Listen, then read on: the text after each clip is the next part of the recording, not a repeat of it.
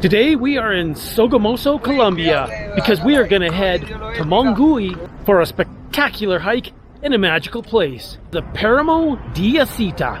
And then we're going to go to one of the most amazing places for dessert. And this might be one of the most amazing places for dessert I've seen in all of Colombia. So if you're ready, let's get started. Welcome to Sweller Than Dweller.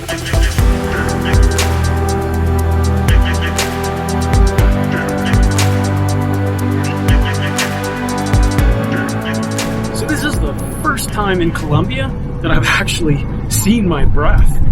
It is 7:30 in the morning and we're about 2,400 meters elevation, which is fairly respectable for a town. But this is Colombia. It's supposed to be scorching. Once we arrive in Mongui, we get to the central square and then we just start walking up right off the bat. We have about a 3.5, maybe 4 kilometer hike to get to the start of the Paramo. We're at about 2,800 meters, I think, in town. And man, I can feel the altitude right off the bat. Within 5 minutes, kind of on the outskirts of town. Buenos dias. After about a half an hour, you reach a flat spot and a fork in the road, and you want to head right. What a nice little walk through the countryside to begin. Got myself a little dog stick just in case. Well, we've now reached 3,000 meters. And we're not even at the start of the trail yet. Coming up to a cross perched on the side of the road.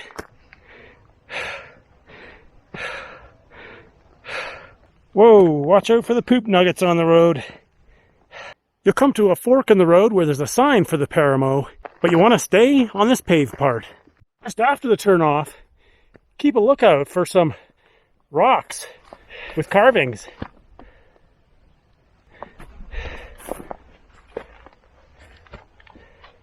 After about an hour and 350 meters elevation gain over about 3.5 or 4 kilometers, we have made it. We're at the start of the trail. It looks like what might be a little parking area and a dirt trail off to the left. That's the dirt trail you want. That's the start of the Paramo de Acita. And within a few steps of the start of the trail, keep a lookout for a small dirt trail branching off to the right. I know what you're saying, but Sweller, isn't the start of the trail a little bit further up the road? You're supposed to be doing a loop that goes counterclockwise, and you're actually going in on the out leg. Well, there are continual reports of people being blocked taking that leg only partway up by locals who aren't very friendly to tourists. And for some of them, that's the end of their day. They kind of give up. And I don't want my day to be foiled. So what I'm going to do is heed their warnings and head up the out leg and come out the same way. We still get to see everything, and we still get to go to the furthest point on the trail. Wow, look at these views of the countryside that are opening up just minutes after starting the trail. I think depending on what time of year you do this, you can expect a little or a lot of mud. Climbing is steady. We got to head up and over that hill. Spoke too soon. We got a lot of mud. I'd even say this is a little lake.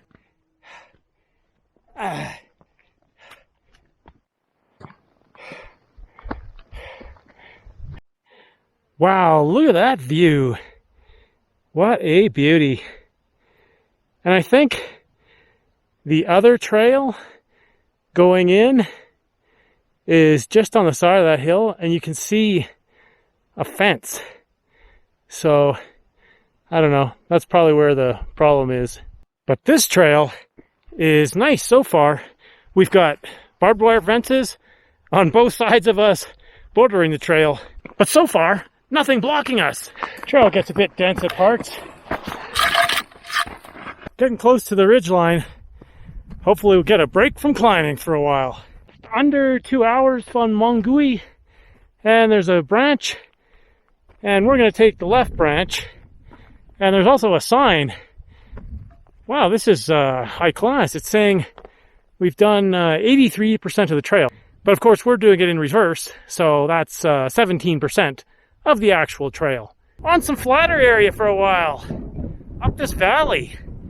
After doing about 550 meters of elevation gain from Mongui, it'll be a nice break.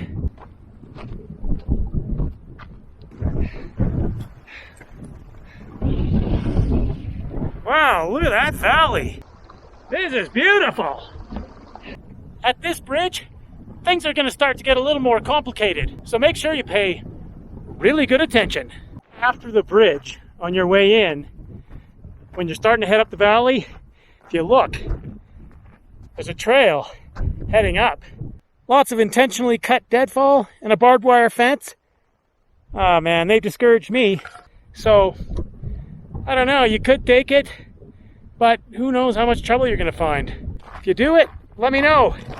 I know there's at least a few trees up there and one barbed wire fence. You'll come to a gate shortly after crossing the bridge, but just open it and close it behind you. Gate number 2. Just lift it up and go through. Well, we're getting pretty far along, almost to the end of the valley that we could see of the bridge. You're going to hit a branch. You want to take the higher one. You're literally going to round a corner and you'll be able to see that you can climb the ridge. You see that cliff band up there? You can't get there because there's a fence and a gate that is wired shut.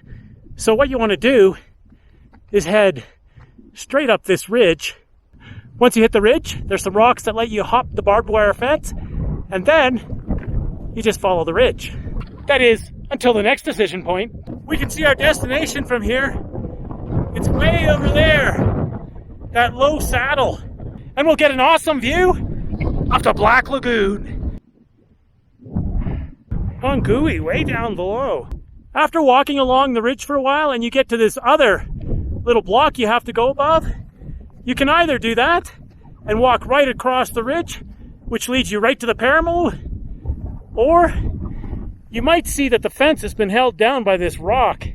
I don't know, who knows how long that's going to be, but either way, there is a path on the other side, and it takes you below these cliffs, and eventually joins the Paramo as well. Which is better? I don't know. On the bottom, you have to do a bit of bushwhacking, but on the top, you might have one more barbed wire fence to hop over.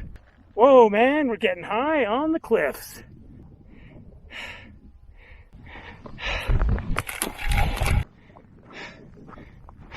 All right, we are really getting into the Paramo proper. Look at this stuff. After just under 3.5 hours, we have reached the weird and wonderful Paramo. Paramos are high-altitude wetlands that grow in the northern Andes of South America and are considered one of the most fragile ecosystems in the world. They consist largely of moorland and plants that have the ability to capture moisture from the air and store it down below the soil. Bogota has well over 10 million people, and the Paramo outside of Bogota supposedly supplies 40% of their fresh water. These plants grow less than a centimeter per year, but can live for over 100 years. Colombia is home to 40% of the world's Paramo, and Paramo Dioseta is considered one of the most beautiful. Oh wow, this is so cool. Just when you think it stopped, it keeps getting better.